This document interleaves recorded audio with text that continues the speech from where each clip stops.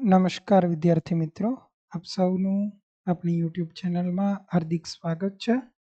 વિદ્યાર્થી મિત્રો, આજે આપણે એસએસસી માર્ચ 2025 જે બોર્ડની પરીક્ષામાં વિજ્ઞાનનું પેપર લેવાયેલું હતું એના આજે આપણે વિભાગ સીનું સોલ્યુશન જોવાના છીએ.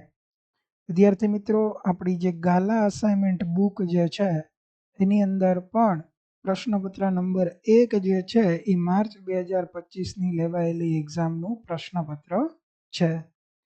વિદ્યાર્થી મિત્રો, આ ઉપરાંત આપણે તમામ વિષયના પ્રશ્નપત્રના સોલ્યુશન ક્રમશઃ આપણી યુટ્યુબ ચેનલમાં મૂકીશું, તો આજે જ અમારી ચેનલને સબસ્ક્રાઇબ કરો, બાજુમાં રહેલ બેલ આઇકન જરૂરથી દબાવો, જેથી કરીને અમારા વિડીયોની નોટિફિકેશન આપ સુધી સૌથી પહેલાં મળી રહે. તો શરૂ કરીએ આપણે વિભાગ સી નું સોલ્યુશન. વિભાગ સીમાં પ્રશ્નક્રમ 38 થી લઈને 46 સુધીના કુલ 9 પ્રશ્નોમાંથી આપણે 6 પ્રશ્નના ઉત્તર આપવાના હોય છે. બરાબર. અહીંયા 38મો પ્રશ્ન છે કે સંયોગીકરણ પ્રક્રિયા એટલે શું? 2 ઉદાહરણ આપી સમજાવો. તો જે રાસાયણિક પ્રક્રિયામાં 2 કે તેથી વધુ પ્રક્રિયકો વચ્ચે પ્રક્રિયા થઈ એક જ નિપજ બને તો તેવી રાસાયણિક પ્રક્રિયાને સંયોગીકરણ પ્રક્રિયા કહેવામાં આવે છે. એનું સામાન્ય સમીકરણ, દાખલા તરીકે A + B, તો પ્રક્રિયા થઈને AB બને. ઉદાહરણ લઈએ, કેલ્શિયમ ઓક્સાઇડ CaO અને પાણી H2O. તો કેલ્શિયમ ઓક્સાઇડ અને પાણી વચ્ચે પ્રક્રિયા થઈ કેલ્શિયમ હાઇડ્રોક્સાઇડ CaOH ટ્વાઇસ. આ પ્રમાણેની પ્રક્રિયા અહીંયા જોવા મળે. તો આ પ્રક્રિયામાં 2 પ્રક્રિયકો છે, એક તો કેલ્શિયમ ઓક્સાઇડ અને બીજો પ્રક્રિયક છે પાણી. જ્યારે આ બંને પ્રક્રિયકો વચ્ચે પ્રક્રિયા થઈ એક જ નિપજ બને છે કેલ્શિયમ હાઇડ્રોક્સાઇડ. 39મો પ્રશ્ન છે કે 2 તત્વો છે X અને Y ની ઇલેક્ટ્રોન રચના જે છે એ નીચે મુજબ છે. બરાબર. તો X 2 8 અને Y 2 8 7. તો ધાતુ તત્વને ઓળખી તેનું નામ લખો. તો અહીંયા 2 તત્વો X અને Y ની ઇલેક્ટ્રોન રચના 2 8 1 અને 2 8 7. તો અહીંયા એક ધાતુ તત્વ, કારણ તેની બહારના કક્ષામાં 1 ઇલેક્ટ્રોન છે. X નો પરમાણુ ક્રમાંક 2 8 1 11. એટલે X તત્વનું નામ જે છે કોણ છે? સોડિયમ. ત્યારબાદ Y જે છે એ અધાતુ તત્વ છે, કારણ કે એની બાહ્યતમ કક્ષામાં 7 ઇલેક્ટ્રોન છે. Y નો પરમાણુ ક્રમાંક કેટલો થાય? તો કે 2 + 8 + 7 બરાબર 17. તો Y તત્વનું નામ ક્લોરીન છે. અને આપણને અહીંયા ત્રીજો પ્રશ્ન પૂછેલો છે કે X અને Y દ્વારા કયું આયનીય સંયોજન બને? બરાબર. તો સોડિયમ અને ક્લોરીન નું આયની સંયોજન સોડિયમ ક્લોરાઇડ એટલે કે NaCl જે છે એ બને છે. ત્યારબાદ 40મો પ્રશ્ન. અહીંયા આપણને એક આકૃતિ આપેલી છે. તો આપેલી આકૃતિમાં કસનળી ABC નું અવલોકન કરી તેની નીચે આપેલા પ્રશ્નોના ઉત્તર લખો.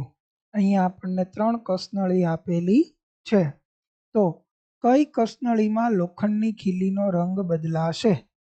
બરાબર. તો સૌપ્રથમ આપણે આકૃતિ ABC નું અવલોકન કરીએ.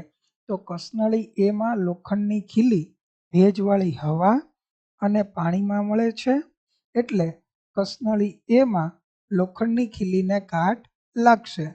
જ્યારે બીજી કસનળી છે તો એમાં માત્ર પાણીમાં છે. બરાબર. અને એને હવા સ્પર્શી શકશે નહીં, કારણ કે ઉપર એક તેલનું સ્તર છે. અને ત્રીજી કસનળીમાં જે છે એ નિર્જળ કેલ્શિયમ ક્લોરાઇડ અને શુષ્ક હવા. તો અહીંયા પેલું કીધું છે કે કઈ કસનળીમાં લોખંડની ખીલીનો રંગ જે છે એ બદલાશે? તો એમાં આવશે કસનળી A માં. આ સાથે સંકળાયેલી પ્રક્રિયાનું નામ લખો. તો કાટ લાગવો, ક્ષારણ અને ઓક્સિડેશન. ઉપરોક્ત રાસાયણિક પ્રક્રિયા માટે જરૂરી પરિસ્થિતિઓ કઈ કઈ છે? તો કે હવાની હાજરી અને ભેજની હાજરી, આ બે પરિસ્થિતિઓ જરૂરી છે. 41મો પ્રશ્ન દ્રષ્ટિહીન વિદ્યાર્થીઓ માટે ગયા વર્ષના પેપરમાં આપણને આપેલો હતો કે એવી ધાતુનું ઉદાહરણ આપો કે જેને હથેળી પર રાખતા તે પીગળી જાય. તો એમાં આવશે ગેલિયમ અને સીઝિયમ. જે છરી વડે આસાનીથી કાપી શકાય, તો સોડિયમ અને પોટેશિયમ. જે કુદરતમાં મુક્ત અવસ્થામાં મળે છે, તો કે સોનું અને ચાંદી. ત્યારબાદ ચેતાકોષની નામ નિર્દેશન વાળી આકૃતિ દોરો અને શિખાતંતુનું કાર્ય જણાવો. તો અહીંયા જે છે એ આકૃતિ આપણે દોરવાની થાય.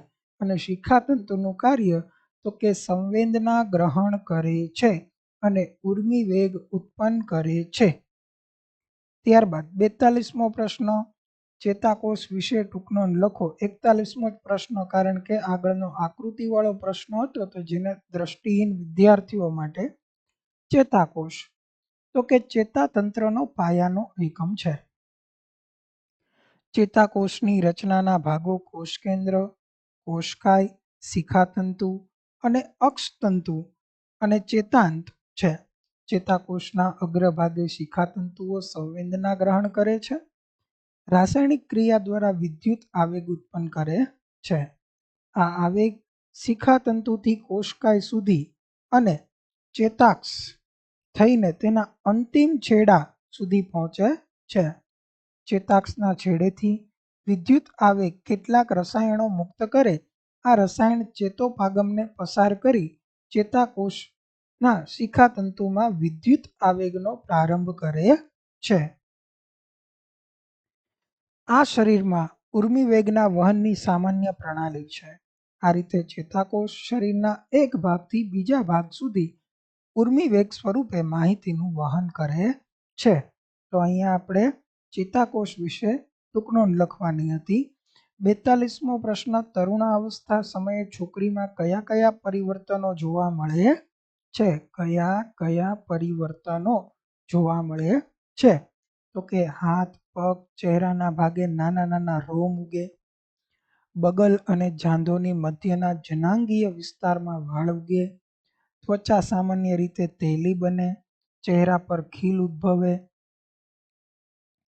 સ્તન ગ્રંથિઓ વિકાસ પામે, કદમાં વધારો થાય, સ્તનાગ્રની ત્વચાનો રંગ ઘેરો બને, રજોસ્ત્રાવ થવાના કારણે માસિક ચક્ર એટલે કે ઋતુચક્ર શરૂ થાય, પ્રજનંગોનો વિકાસ થાય અને અંડપિંડ છે એ અંડકોષ મુક્ત કરવાનું શરૂ કરે છે. તો આ તરુણાવસ્થા દરમિયાન છોકરીઓમાં થતા પરિવર્તનો જોવા મળે. ત્યારબાદ 43મો પ્રશ્ન તફાવત આપો નર પ્રજનન તંત્ર અને માદા પ્રજનન તંત્ર. નર પ્રજનન તંત્ર શુક્રપિંડ, શુક્રવાહિની, શુક્રાશય, મૂત્રજનન માર્ગ અને શિશ્નનો સમાવેશ થાય છે. માદા પ્રજનન તંત્રમાં અંડપિંડ, અંડવાહિની, ગર્ભાશય, ગ્રીવા, યોનિ માર્ગ અને યોનિ દ્વારનો સમાવેશ થાય. નરમાં શુક્રપિંડ ઉદર ગુહાની બહાર વૃષણ કોથળીમાં આવેલા હોય અને માદામાં અંડપિંડ ઉદર ગુહામાં ગોઠવાયેલા હોય છે. નર પ્રજનન તંત્રમાં શુક્રપિંડ છે એ શુક્રકોષો ઉત્પન્ન કરે, જ્યારે માદામાં અંડપિંડ છે એ અંડકોષો ઉત્પન્ન કરે છે.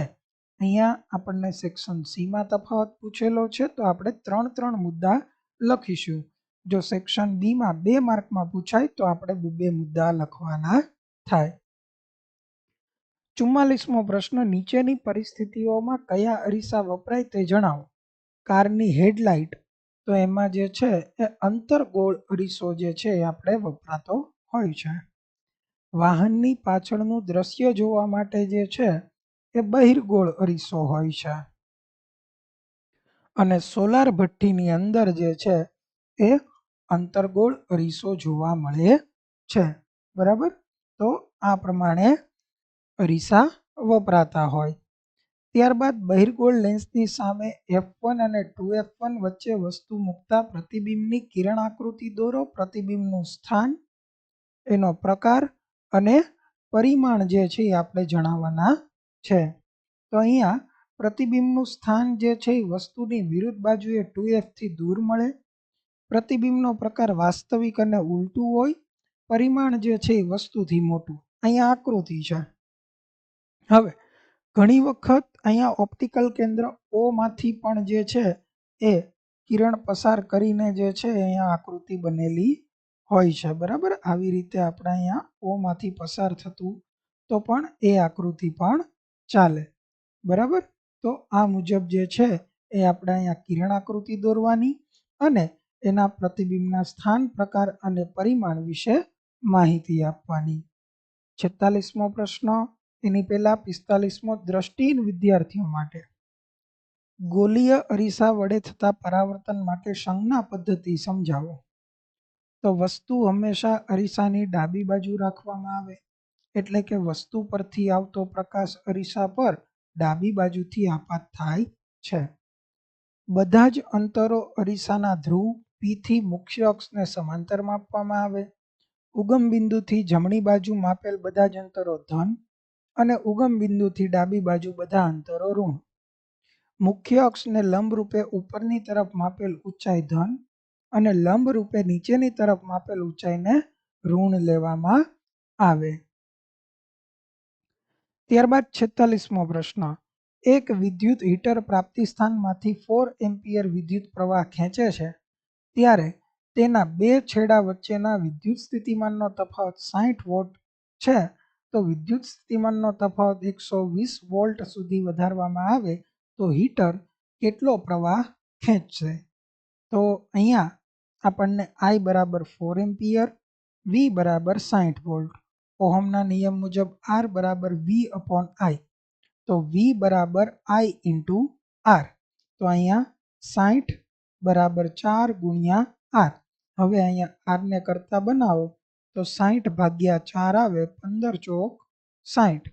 તો કેટલો અવરોધ અથવા તો કેટલો પ્રવાહ? તો કે 15 ઓહમ અવરોધ. તો અહીંયા V બરાબર 120 વોલ્ટ અને R બરાબર 15 ઓહમ. R બરાબર V અપોન I, તો I બરાબર V અપોન R. તો 120 વોલ્ટના છેદમાં 15 ઓહમ, 15 અઠા 120 બરાબર. તો અહીંયા 8 એમ્પિયર જેટલો વિદ્યુત પ્રવાહ ખેંચશે. તો વિદ્યાર્થી મિત્રો, અહીંયા આપણા સેક્શન સી નું સંપૂર્ણ સોલ્યુશન પૂર્ણ થાય છે. જો તમને અમારો વિડીયો ગમ્યો હોય તો વિડીયોને લાઈક કરો, ચેનલને સબસ્ક્રાઈબ કરો અને બાજુમાં રહેલ બેલ આઇકોન જરૂરથી દબાવો, જેથી કરીને અમારા વિડીયોની તમામ નોટિફિકેશન આપ સુધી સૌથી પહેલા મળી રહે. Thank you for watching.